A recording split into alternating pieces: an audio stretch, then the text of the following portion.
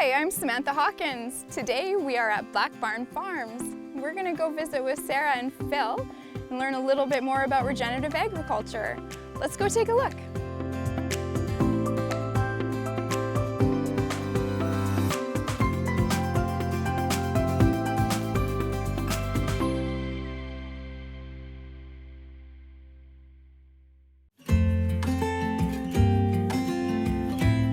We're Phil and Sarah Lovenock from Black Barn Farms.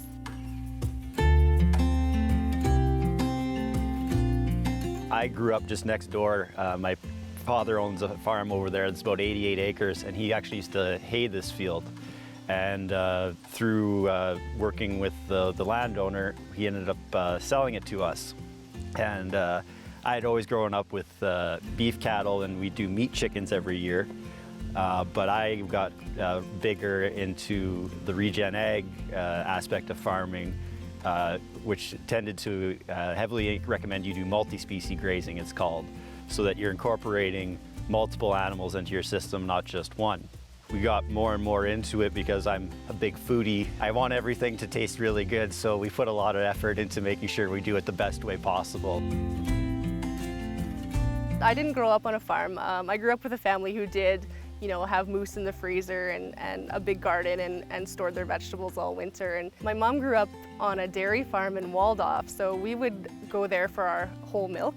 And I hated it. I hated the smell. I'd sit in the car and I would hold my breath for as long as I could because I just did not like the farm. And when I met Phil, he said, okay, I want to start farming. This is the perfect property. So the more he talked about regenerative agriculture, the more I loved it. It's kind of the hippie way of farming because everything's chemical free and natural. The animals benefit so much from it. So I just love that part of it. I love the animals. So I've slowly gotten used to living on a farm and starting to love it. And now I'm here full time. It's a great way of life. It's a simpler way of life, and it's just so much more stress-free than that 9-to-5 hustle.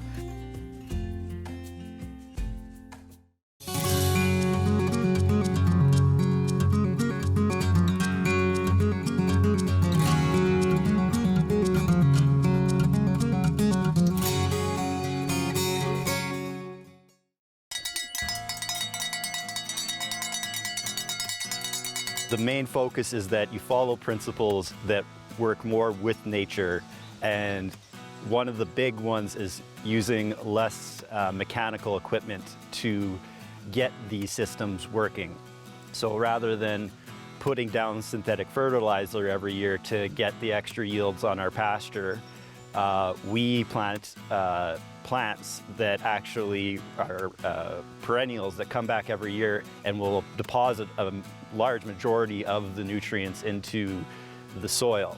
Another thing we do is called barley fodder, where we're actually growing barley in trays in this building behind me. They love it because it's freshly grown like plants, which is their favorite. So if you can imagine when they're out in the field, every time that plant that they love starts growing back and gets a bit of a nub, they're going right for it and they're dragging it right down to the ground. Well, all the weeds start to accumulate over time. And then you end up getting more degraded soil in that manner. And that's where livestock grazing gets a bad reputation as people hear this, when really it's not that the grazing's the problem, it's just the way it's being utilized is.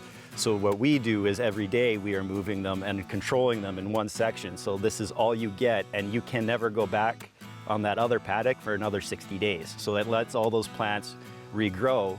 On top of that, because we're condensing them, they're trampling all the weeds. And they just, like our field, it used to be full of daisies and wild roses, and now they're hardly there. It's completely, since we put they're called legumes, so things like clovers and trefoil, have basically taken over, and it allows the nitrogen to be deposited right in the soil.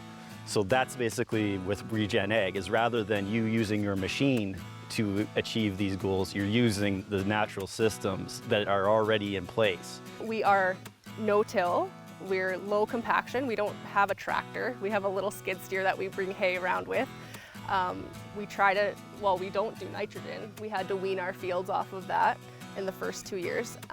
So the first 2 years were hard because nothing wanted to grow without that nitrogen. It's like we took away the steroids that it was getting every year from being a hayfield.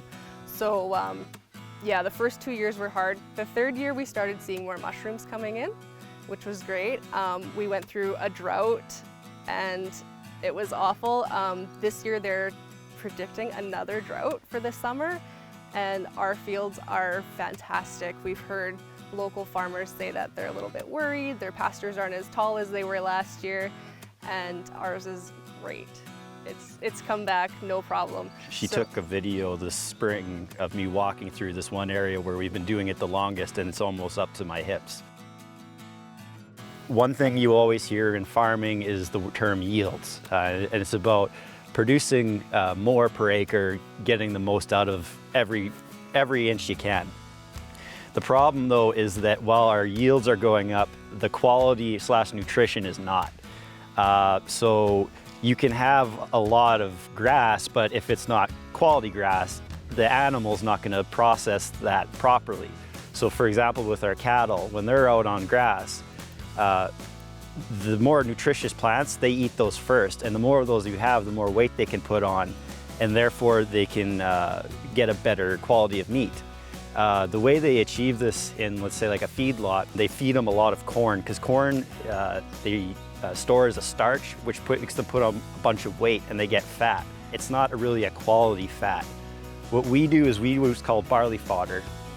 In actual trays, we are spreading the seeds out, and in 7 days we are turning 6.5 pounds of barley seed into was like 45 pounds of barley fodder, give or take. What this fodder allows them to do is actually, with like a grain, they can consume anywhere from 30 to 40% of it. This they can consume up to 98%. It's a probiotic essentially for them, so it allows their rumen, their stomachs, to work better, so they can break down the grasses or their hay they're eating much more efficiently, and they're absorbing what they're eating better. It's just really impressive the difference it makes. As an animal fan, I love it because the cow is healthier, it feels better. Like Phil said, it can digest its hay better. We don't do any grains for our cows at all because we do this barley fodder and it is so good for them. They love it. They come running for it when they hear the bell. It's like a treat every day. And to put it into perspective, when we are talking about barley fodder, it's actually wheatgrass. But where with wheatgrass, we only eat the grass part, which I don't understand because it tastes like grass, and they throw out the root part, which tastes like cucumbers. So I never really understood how they managed to convince us to eat that one, but that's exactly what we're doing, is we're giving them wheatgrass every single day of their life.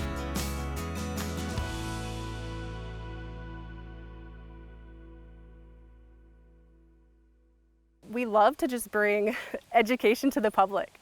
I love doing the educational videos. For me, because I wasn't in farming and growing up with farming, I learned a lot of what I know from Phil, and it's been really eye-opening to see how the food is actually made, grown, cared for, and so I like to tell people about that, because to me it's just so interesting and so new. So we do a lot of educational videos. We've had so much feedback about, oh, I love the way you raise your animals, or how you do it, or how you're doing things differently. A lot of people don't know how their food is raised.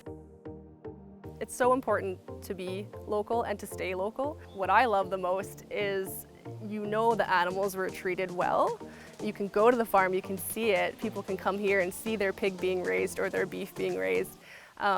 And they're not on a truck trekking across Canada. They're not uncomfortable. They have a really, really good life, and they're raised in a really high quality environment.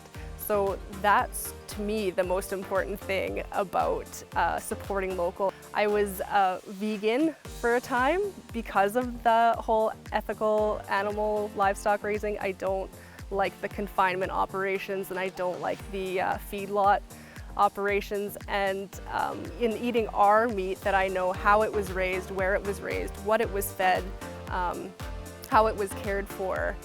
It's a big, big deal to me and to Phil. Oh, yeah. We love animals. Oh, yeah. Yeah, and that's one of the big reasons he wanted to get into it, was animals, and just being around them. So the more you support local, the more you can support healthier lifestyles, not only for the animals, but for the farmers as well, because they're people in your community. They have kids here and family here, and it's just so important to support the little guys. When Phil was considering farming, he told me when he discovered Regenerative, he said, "This is so good because I hate the tractor." He doesn't like haying. He didn't like any of the machinery. I'm not a good mechanic. Yeah, so Regenerative kind of takes that out of there. And the further he got into it, the more nerdy he got and the more science got involved in biology and plants, and it was just, I love science. It was fascinating for me. Yes, the first couple of years we struggled, but now at year 5 we have more yields. For us, it's just like, this is working out even like financially in a sense, because like these things that are now really causing the food prices that we are experiencing right now aren't an issue for us because we don't do them. So it's worked out well in the sense that, you know, Phil's discovered everything. He's really passionate about it. He's kind of a dreamer, like this is his baby. And it's been great. Like he's so intelligent and just so nerdy, and I love it. And it speaks to me in the sense that I love nature. I love natural things. I love animal welfare, and it's been a pretty good marriage so far.